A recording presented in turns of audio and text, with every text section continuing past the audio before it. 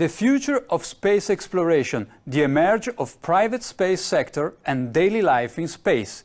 These are among the topics we discussed today with two special guests from International Space Station, Terry Virts, the current ISS commander, and Samantha Cristoforetti, the first Italian female astronaut in space. Hi Terry, buongiorno Samantha. Thank you very much for joining us on Euronews. I would like to start by asking how you feel about the other three crew members returning to Earth. As the next crew will arrive at the end of March, do you feel a bit lonely up there in space? You know, it was sad. And what comes after the International Space Station once its mission is over? How do we ensure the presence of humans in space? Well, that's a great question. The plan that NASA has is to build a rocket called SLS, which is a heavy lift rocket. It's something that is much bigger than what we have today, and it will be able to launch the Orion Capsule with humans on board, as well as landers or other components to destinations beyond Earth orbit. Right now, we only can fly in Earth orbit.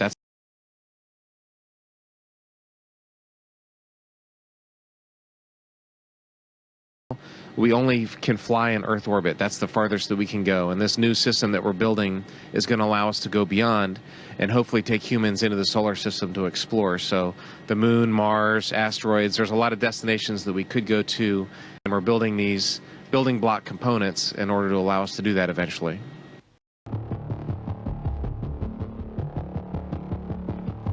Orion is getting ready to launch.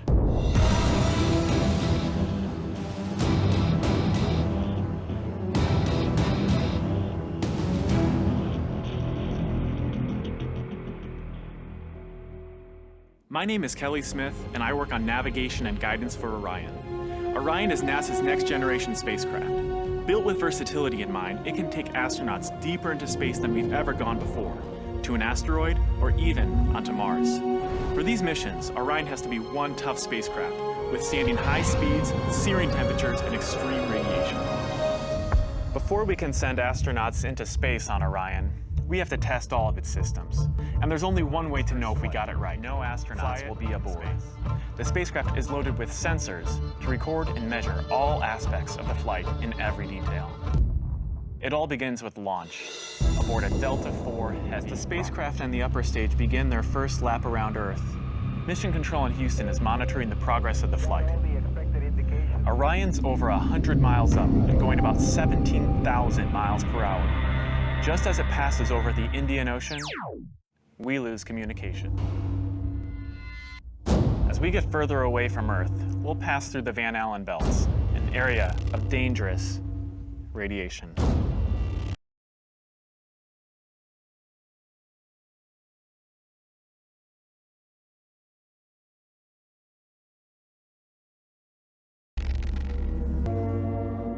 Radiation like this could harm the guidance systems, onboard computers, or other electronics on Orion. Naturally, we have to pass through this danger zone twice, once up and once back. But Orion has protection. Shielding will be put to the test as the vehicle cuts through the waves of radiation. Sensors aboard will record radiation levels for scientists to study. We must solve these challenges before we send people through this region of space. It's great to be a part of this first space flight for Orion, and we're looking forward to beginning a new chapter in human space exploration.